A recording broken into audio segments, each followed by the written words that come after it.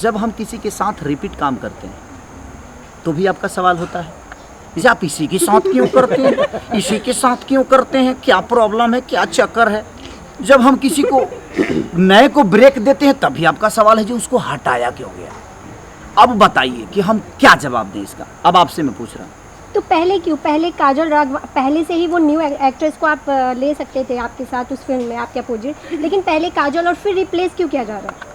कौन बोला जो रिप्लेस किया गया है? पहले काजल राघवानी जो उसमें कैसा नाम आया था, अभी भी काजल राघवानी है, श्रुति नहीं है मेरे कौन सी सिनेमा में? लिट्टी चोखा में ना, लिट्टी चोखा में काजल ही हैं। देखिए मेरा कहना यहाँ है कि मैं किसी को ना हटाता हूँ और ना ही रखवाता हूँ। मैंने बहुत सारे नए एक्टरों के साथ काम किया है, ये हैं, अभी मैंने मंटुआ के नानी किया, उसमें भी नई तीनों लड़कियाँ नई हैं। प्रॉब्लम ये है, मैं आप सबसे एक बार बात ये बताना चाहता हूँ, आप लोग को भी एक चीज़ें होती है ना कि जोड़ियाँ क्यों आती है। मैं किसी जोड़ी के पक्ष में नहीं हूँ, बट मेरे कहने का मतलब कि मुझे अगर 15 रीटेक देना पड़ता है अपने डांस में ना तो बड़ा दुख होता है। सर इस लॉकडाउन में अगर कोई अच्छी एक्ट्रेस हमारे साथ अगर एक टेक में हमारा काम कर दे तो हम कोशिश यही करते हैं कि हमारे साथ वही काम करे, इसलिए कि जब गर्मी होती है, पसीना होता है, पंखा नहीं होता पहाड़ों के बीच में, और हमें तुरंत काम करके निकलना होता है, टाइम कम होता है, क्योंकि हमारी भोजपुरी की बजट से लेकर और हमारी रिकवरी दोनों मायने रखती है और सबका ख्याल रखना पड़ता है। और एक कोई नई लड़की आती है जिसको डांस भी नहीं आता है और उसके साथ काम करने के बाद हम 20-20 रीटेक देते हैं, एनर्जी उतनी लगती है, तो जब हम नाचते हैं तो हमें तकलीफ होता है कि हमने गलतियाँ की हैं। तो एक अच्छी एक्ट्रेस को, जिसको देखिए मैं सबको बोलता हूँ कि आप डांस सीख कर आइए, आप एक्टिंग सीख के आइए और आप अच्छा करिए, हमें कोई दिक्कत नहीं है। अगर आपके अंदर पावर होगा ना तो आपको प्रमोट की ज़रूरत नहीं है। मेरे कहने का मतलब प्रमोट की ज़रूरत नहीं है। एक बार पूछ खेसारी के साथ एक सिनेमा करके और लोग बड़े कहीं ना कहीं बड़े लेवल पे हो जाते हैं, लेकिन कोई लोग है कि 10 सिनेमा करने के बाद भी उनका पोजीशन नहीं बनता है। तो क्या करिएगा, उसके लिए ना मैं दोषी हूँ, ना कोई दूसरा दोषी है, ना कोई एक्टर दोषी है। तो देखिए मेरा कॉल नहीं है, डायरेक्टर और प्रोड्यूसर उन्हीं का कॉल है, और नहीं तो शायद रितु सिंह मेरे साथ काम ही नहीं कर पाती। अगर डायरेक्टर और प्रोड्यूसर का कॉल नहीं होता, मेरा ही चलता, तो हर जगह काजल ही होती। ऐसा थोड़ी है, ऐसा नहीं है। जिस सिनेमा का जो रोल होता है, लगता है कि नहीं इसमें हार्डकोर एक्ट है, ये चीज़ें हैं, वो चीज़ें हैं, तो उसके लिए लोग खुद से अपने कंफर्टेबल के लिए कि हमारा काम जल्दी हो जाए, इसलिए बड़े एक्टरों के साथ काम करते हैं। इस लॉकडाउन के बाद, इस लॉकडाउन में वो दोनों राजनेता हैं और मैं एक अभिनेता हूँ, उनमें मुझ में फ़र्क है। वो विवादित स्टेज पे हैं, हम विवादित स्टेज पे नहीं हैं। हम कोरोना काल में लोगों की बातें करें, लोगों की मजबूरी की बातें करें, लोगों की प्रॉब्लम की बातें करें कि अब हम उन दोनों नेताओं के बीच में उलझ जाएं। बट जया जी ने जो भी बोला वो सीनियर है, हमारी मदर हैं, वो उनके मन में क्या है बॉलीवुड के प्रति या भोजपुरी के प्रति। बट भाषा कोई बुरा नहीं होता मेरे हिसाब से, हर वो भाषा एक दूसरे की माँ होती है। उनके लिए हो सकता है कि भाषा हमारी गलत हो, बट ऐसा अब जया जी ने मैंने सुना नहीं है, इसलिए मैं कोई टिप्पणी नहीं कर सकता। और ना ही मैंने रवि जी को सुना, क्योंकि मैं लगातार, मुझे लंदन जाना है और उसके बाद लिट्टी चोखा के शूट पे जाना है, तो लगातार मैं और गाने गा रहा हूँ, लगातार अपने म्यूजिक पे बैठ रहा हूँ, तो कभी मुझे इंटरव्यू या कभी मैं कोई विवादित चीज़ सुनने को मिला नहीं। और मैं विवाद से बड़ा अलग रहता हूँ, किसने क्या बोला नथिंग, मुझे जानना ही नहीं है कि किसने बोला क्या। हाँ, हमारी जनता की बात आती है कि हमारी जनता, हाँ हमारे समाज की बातें हैं, जिस थाली में खाते हैं हम तो उस थाली में छेद करते हैं। तो हिंदी से हमारा दूर दूर तक कोई रिश्ता नहीं है।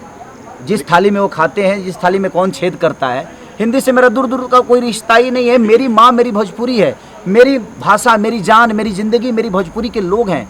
तो मैं अभी जहाँ काम कर रहा हूँ वहाँ तो मैं बड़ा कुशल हूँ। अगर जया उस मदर को क्या लगता है भोजपुरी के बारे में, ये तो मैं कल्पना नहीं कर सकता। उनके विचारधारा है एक भोजपुरी के प्रति, वो हमारे लिए बुरा भी सोचेंगी तो हमारी मदर की तरह है, हमारी माता की तरह है, उनका सम्मान है। और शायद उनका जितना अनुभव है, हमारी उम्र भी नहीं हुई, तो मैं कोई टिप्पणी करना नहीं चाहूँगा उनके लिए। नहीं सर, सवाल इसलिए उठ रहा है कि वो भोजपुरी इंडस्ट्री से आते हैं, इसीलिए उनको टारगेट किया जा रहा है, रवि किशन जी को। देखिए, आप एक फर्टेनिटी है भोजपुरी के, आप क्या उनके रवि भैया हमारे आदर्श हैं, हमारे पिता की तरह हैं। रवि भैया के शब्दों में जो चीज़ें होती है, हम उनसे हमेशा कुछ ना कुछ सीखते हैं, और वो जवाब दे सकते हैं इसलिए क्योंकि उनका स्टेज है, क्योंकि वो भी राजनेता है, वो भी राजनेता है।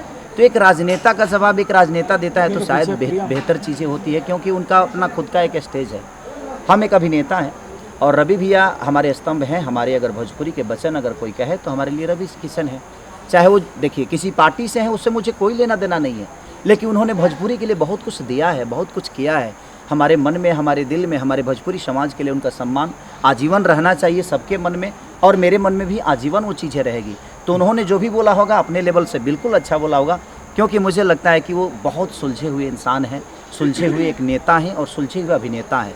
उन्होंने संसद भवन में भी भोजपुरी में पहली बार भोजपुरी के लिए सवाल उठाया था, तो मैंने बोला भी था कि पहली बार दिल्ली ऐसे जगह पे और पूरी दुनिया के सामने एक स्पीकर के सामने भोजपुरी की भाषा के लिए 8वीं अनुसूची में ले जाने के लिए रवि भैया ने पहली बार आवाज़ उठाया। वो सुन के बड़ा अच्छा लगा। तो रवि भैया का जो पहल है वो बड़ा काबिलियत तारीफ़ है, और एक नेता के हिसाब से नहीं हूँ, एक समाज सेवी के हिसाब से चीज़ों को कर रहे हैं। तो मेरी शुभकामना है अपने बड़े भाई के लिए, अपने उस पिता के लिए, जैसे आजीवन जहाँ भी रहें वो खुश रहें, और मेरी दुआएं हैं 5 साल मेरी भी उम्र उनको लगे, ताकि जब तक वो जिए लोगों का ऐसे ही और लोगों के बातों के लिए, अपने समाज के लिए लड़ते रहें। सर इस आपने लिट्टी लॉकडाउन चोखा में फिल्म की बात की, लिट्टी चोखा फिल्म की शूटिंग आज यहाँ पर चल रही है। ये मेरा क्लाइमेक्स का कुछ सीन था, और मेरे गाने थे जो कि मेरे बड़ा दिल से बनाया इसको, और रितु जी के लिए बनाया है और ख़ुद के लिए बनाया है, और पूरी दुनिया की जो हमें प्यार करती है, पसंद करती है, उनके एंजॉय के लिए बनाया है, अपनी सिनेमा के लिए, और बड़ा मज़ा आ रहा है। ये पूरी यूनिट हमारी अपनी है, और कोशिश रहता है कि हम सबको अपना बना के ही काम करें, और हमेशा ये मेरा उद्देश्य रहा है कि अपनों से दूर नहीं रह सकते। कोरोना काल में हमने ये समझ लिया कि हमारे अपने वही इंडस्ट्री है जिसके बारे में हम कभी गलत भी बोल देते हैं, कभी सही भी बोलते हैं। बट मुझे लगता है कि ये कोरोना काल में समझ में आ गया कि जीवन में प्यार से बढ़कर कुछ नहीं होता है। जब तक जीवन चले, कब कहाँ चीज़ें ख़त्म हो जाएगी शायद किसी को अंदाज़ा नहीं। तो जब तक आप इस दुनिया में रहें, एक दूसरे के प्यार और मोहब्बत में रहें। फिल्म बाबजी में आप किस किरदार को निभा रहे हैं, और इस किरदार के लिए क्या कुछ खास तैयारी आपको दिया करने के लिए की गई थी? डायरेक्टर, प्रोड्यूसर से कोई बात हुई थी आपकी? देखिए, जितने भी सिनेमा बनती है फालतू रोल मुझे ही मिलता है। फालतू मतलब समझ सकती हैं, बनचड़ लड़का जो मैंने समझ नहीं कि गाँव, अच्छा इनके लैंग्वेज में जॉली होगा, हमारे यहाँ छुछुनर बोलते हैं। तो बात ये है कि जब जितना छुछुनरापन होता है, जितने ख़त्म लड़के होते हैं गांव में, जो बिगड़े होते हैं, जो ना बाप का सुनते हैं ना माँ का सुनते हैं, और अपनी जिम्मेदारियों का उनको एहसास ही नहीं होता कि मेरी जिम्मेदारियाँ क्या है। बट कॉन्फिडेंस उनको होता है, बट वो जिम्मेदारियों से भागते रहते हैं। वही एक कैरेक्टर है, और लेकिन मैं उसके विपरीत हूँ। मैंने बचपन से, मुझे लगता है कि मैं 7 साल के था तब से अपनी जिम्मेदारियों को निभा रहा हूँ, लेकिन मैंने देखा है लोगों को, तो शायद वो मेरे अंदर कूट कूट भरा है कि अपनी जिम्मेदारियों को कैसे नहीं निभाया जाता है।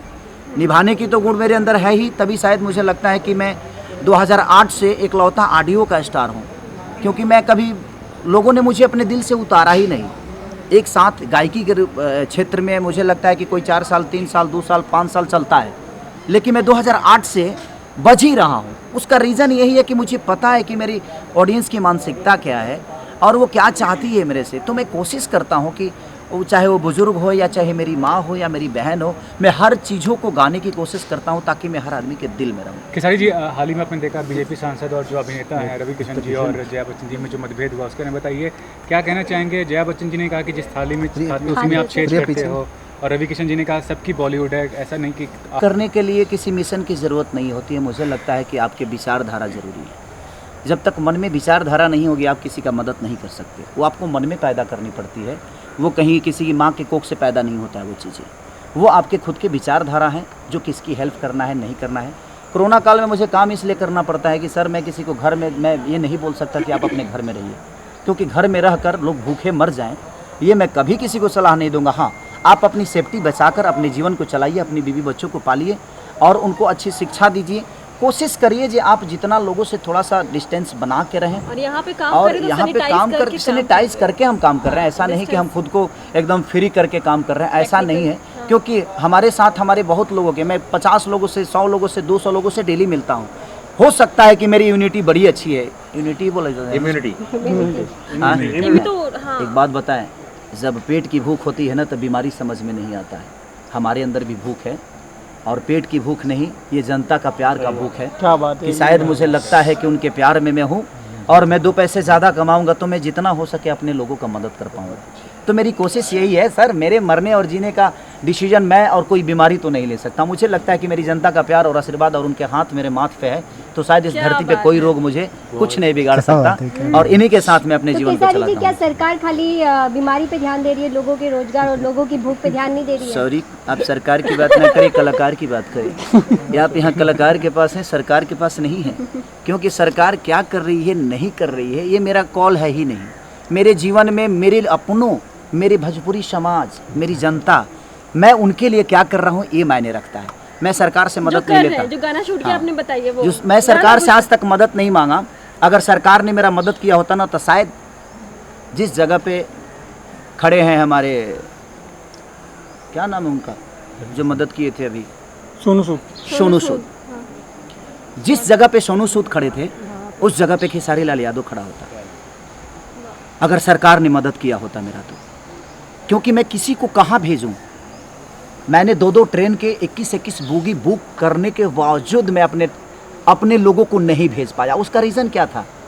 क्योंकि उसके लिए एक परमिशन आपको लेना पड़ता कि आप जिन लोगों को भेज रहे हैं वो कहाँ उतरेंगे, कहाँ जाएंगे। अगर सरकार ने मुझे लेटर दे दिया होता, चाहे वो यूपी सरकार या बिहार सरकार, तो शायद मैं 2 ही ट्रेन नहीं, शायद मैं 40 ट्रेन भेज सकता था। उतनी क्षमता तो हमारी जनता ने हमें दे रखी है। मुझे अपना घर भी बेचकर भेजना पड़ता तो शायद मैं भेज देता, लेकिन मुझे मदद ही सरकार से नहीं मिला। ना महाराष्ट्र सरकार ने मुझे मदद की, और ना ही बिहार ने किया, और ना ही यूपी ने किया, कहीं के सरकार ने। क्योंकि सर मैं राजनेता नहीं, मैं एक कलाकार हूँ, और कलाकार की कितनी क्षमता होती है। मैं आपसे लड़ सकता हूँ, आपको जानता हूँ, किसी नेता को नहीं, किसी प्रशासन को नहीं, किसी टेबल पे नहीं जानता मैं किसी को, जो कहाँ क्या पास होता है। और कोरोना काल में घर से निकलना कठिन था, मेरे पास उतने भी लोग नहीं हैं कि मैं सबको टेबल पे भेज सकूं। तो उसके लिए बड़े हस्तियों की ज़रूरत होती है, और जो हस्तियां सोनू सूद के साथ थी, शायद वो हस्तियां मेरे साथ होती तो खेसारी 2 ट्रेन और 50 बस नहीं भेजता। मुझे लगता है कि 100 बस भेजता मैं, और 50 ट्रेन भेजता, लेकिन शायद वो मेरे को मदद नहीं मिली। मैं कहाँ भेजूँ, किसको भेजूँ, कैसे इस भेजूँ? बात का दुख है आपके मन में? बिल्कुल मुझे दुख है इस बात का कि मैं अपने लोगों को मदद नहीं कर पाया। जितनी इंडस्ट्री है, मैं कोशिश किया लोगों को जितना पैसा पहुंचा सकता था। बिहार में जो भूखे मर रहे थे उनके लिए मैं कम से कम जितना राशन पहुंचा, वो रांची हो या बिहार हो या यूपी हो, मैंने कोशिश की राशन पहुंचाने की। लेकिन मुझे अगर सरकार से मदद मिला होता तो शायद मैं भी सोनू सूद की तरह कुछ कर सकता था, लेकिन शायद वो मुझे मदद नहीं मिली। इसलिए मैं मजबूर हूँ, आज मीडिया के सामने बोल रहा हूँ, इसलिए कि तकलीफ हो रही है मुझे कि मैं वो काम नहीं कर पाया, क्योंकि मुझे मदद ही नहीं मिली। क्योंकि सिस्टम है, हर जगह एक सिस्टम है, और सिस्टम अगर आपके पास है तो शायद आप जीवन में कुछ कर पाओगे। हमें पैसा भगवान ने दिया है, लोगों का प्यार दिया है, पर हमारे पास सिस्टम नहीं है, हमारे पास वो नेता नहीं है, हमारे पास वो व्यवस्था नहीं है। पैसे हो सकता है, लोगों के जनता का चंदा का पैसा मेरे पास है, कोशिश है, ऊर्जा है, मन में श्रद्धा है, पर वो क्षमता नहीं कि मैं किसी दफ्तर में जाकर और पेपर पास करा के और मैं लोगों को भेज सकूं। वो क्षमता मेरे पास सर, नहीं। आने वाले समय में क्या आपका रुख दिल्ली की तरफ हो सकता है? भारत देश की सर राजधानी पूरी दिल्ली इंडिया पे राज करने की कोशिश करूँ, आप दिल्ली टारगेट करके बैठे। मैं पूरी दुनिया पे राज करने की कोशिश कर रहा हूँ, क्योंकि अपनी विचारधारा को मैं राम की तरह लेकर चलता हूँ। अगर राम चाहते ना तो शायद हर राजा उनका मदद कर सकता था, लेकिन उन्होंने गरीब और वो दलितों को लेकर चले और अपने साम्राज्य को और सीता को वापस लाए और रावण का संविधान खत्म किए। तो सर, आप राम मंदिर के निर्माण के बारे में आखिरी शब्द सॉरी, राम जी मेरे भी हैं, आपके भी हैं, उनके भी हैं, पूरी दुनिया के हैं। मंदिर बनना चाहिए और हम भी चाहते हैं कि मंदिर बने और हम उस मंदिर का एक हिस्सा बने। और क्या, और जो छिछोरा बच्चा जो बचपन से परेशान रहता है, माँ बाप को परेशान करता है, उसको सुधारने का जिम्मा जो होता है ना, वो मेरे ऊपर ही होता है। तो एट लास्ट हमने वो शूट किया, क्लाइमेक्स का पार्ट केसारी जी के साथ, एंड गाना शूट किया। या तो वो जो एक सुधरने का जो है, जो पिताजी की मृत्यु के बाद जो एक कमबैक होता है, एक सुधरने का जो मैसेज जा रहा है इस फिल्म से, तो वो ज़्यादा इम्पोर्टेंट रोल हमने प्ले किया। तो रितु जी कितना सुधार पाए आप छिछोरे बच्चे को? जैसे आपने बताया, हाँ, खून में प्रॉब्लम नहीं रहे। नहीं, एक्चुअली क्या है ना, जो बच्चे माँ बाप से जुड़े होते हैं या कुछ भी डिसीजन लेते हैं, उनसे एक एक चीज़ बता के चलते हैं तो सेफ चलते हैं, और जहाँ ज़्यादा खतरा होता है वहाँ पे इत्तू सा होता है, बच जाते हैं और सेफ चलते हैं। तो वो शायद मेरा कैरेक्टर है, और मैंने उस संस्कार को लेके आपने बहुत बोला, मैं बोलूँगा। मैं जानता हूँ कि अगर आप खुद को बदलना नहीं चाहे तो इस धरती पे आपको कोई नहीं बदल लेकिन सकता। वो जब जो पॉइंट में बदले हो ना, उसे पिताजी तो चल बसे। नहीं तो मैं खुद को बदला ना, उसके बावजूद भी बिगड़ सकता था ना। हाँ, पर यही था कि इंसान प्यार में, इमोशन में बदलने की कोशिश करता है। आप खुद को बदलिए, पूरी दुनिया आपकी है, right. और विचारधारा को हमेशा राम की तरह लेकर चलिए, शायद पूरी दुनिया पे भी। आप दोनों लोगों से क्वेश्चन है, आप लोगों ने डॉक्टर का कैरेक्टर इसमें प्ले किया और आज के टाइम पे कोरोना काल में, महामारी के बीच में जो डॉक्टर ने एक भगवान का रूप बन के उन्होंने काम किया है, क्या कहना चाहेंगे? आपने जब इस कैरेक्टर को प्ले किया तो कितना आपने क्या फील किया? देखिए, मैं बचपन से कहीं ना कहीं बहुत, मतलब मैं भी कोशिश करती हूँ जितनी मेरी भगवान उतना दे तो मैं सबकी हेल्प कर पाऊँ, मेरी कोशिश रहती है, और सबके लिए हम्बल नेचर मतलब है, ब्लड में है। तो एक डॉक्टर, जिस देखते कोरोना काल में डॉक्टर, पुलिस और सारी मतलब जो सरकारी, जो जो गवर्नमेंट कर्मचारी लोग हैं, एक ही सिर्फ डॉक्टर ही नहीं, बट नर्स से लेकर कर्मचारी तक, पुलिस वाले से लेकर हर वो आदमी हमारे लिए बड़े भगवान की तरह खड़ा उतरा है। और मैं ईश्वर से हम लोग यही प्रार्थना करेंगे कि देखिए, हम तो सिर्फ ये कॉस्ट्यूम पे हैं, ये कॉस्ट्यूम पहनना बहुत आसान है मैडम, बट इस कॉस्ट्यूम का दायित्व निभाना बड़ी कष्टदायक है। तो वो डॉक्टर अपने घर से अपने जान की बेपरवाह करके, अपने बच्चों का नापरवाह करके, और पूरी दुनिया की ठीक करने का एक जो बीरा उठाया और सेवा किया, शायद वो हमारे बस की नहीं है। दिल से बहुत दिल से प्रणाम, उनकी दुआएं हमारे लिए, हम उनके लिए दुआएं कर रहे हैं कि ईश्वर उनको इतनी लंबी उम्र दे कि शायद हमारे इंडिया में कोई रोगी ना, पूरे विश्व में कोई रोगी ना बने। बस दिल से। डायरेक्टर प्रोड्यूसर के बारे में क्या कहना चाहेंगे? मैं अपने डायरेक्टर सर को गाना करना है, डायरेक्टर प्रोड्यूसर सर जिस पे फिल्म चढ़ा के- है जिस फिल्म और वो के लाठी डायरेक्टर लेके चढ़ा है, आपका सर फोड़ देगा और मेरा भी फोड़ देगा। देव पांडे जी से प्लीज आइए ना। हाँ, इधर भी है देव पांडे जी इस ये फिल्म अभी के कुछ- डायरेक्टर हैं। अभी कुछ पलांटी मार और दीजिए। मुझे बहुत अच्छा लगा सर के साथ काम करके, बहुत अच्छा, एक बहुत ही अच्छा कॉन्सेप्ट इन्होंने रेडी किया था, जो कहीं और प्लान था, लेकिन उससे कहीं ज़्यादा बेटर उभर के आया है। जब आप तक सिनेमा तक पहुंचेगा ये मूवी, तो आप देखना और बताना बट कि मुझे इनके साथ काम करके अच्छा नहीं लगा। क्यों? तो बताऊं क्या है? क्योंकि बहुत जल्दी खत्म हो गई फिल्म, और लंबा खींचना चाहिए था। तो अगली फिल्म की ये तैयारी? बड़ी मैंने शॉर्ट में हम लोग बड़ी जल्दी काम कर लिए ना, क्योंकि ये बड़े अच्छे इंसान हैं और उनके साथ रहने में बड़ा मजा आता है। मतलब कोई पता ही नहीं चला जो कोई डायरेक्टर हमें शूट कर रहा हंसते खेलते है हमने या काम कोई किया। कहानी शूट लग रहा था, जो हम अपने परिवार में एंजॉय करने गए हैं और अपने परिवार के साथ एंजॉय और कोरोना का टाइम नहीं होता तो हम शायद कंप्लीट कर चुके होते मूवी हाँ। को, लेकिन इत्तेफाक से लॉकडाउन परमिशंस मिले हैं तो सर ने बुलाया हमें और हम यहाँ पर हैं। बस दिल से प्रणाम। और हम लोग का गाना एक्चुअली उधर है, पैच वर्क दिल से बाकी प्रणाम, है। सबको प्रणाम। Thank और you। आप लोग खुश रहें, कोरोना काल में घर से निकलिए, अपने आप को बचा के नहीं, खुद को सैनिटाइज लगाइए, डिस्टेंस मेंटेन कीजिए, हाँ, है ना, मुंह में लगा लीजिएगा, मास्क लगा और सब लोग लीजिए। मास्क लगा के ही बाहर निकलिए। ऐसे हाँ ऐसे केसारी जी की बात को सीरियस बिल्कुल बिल्कुल, दिल से लगे।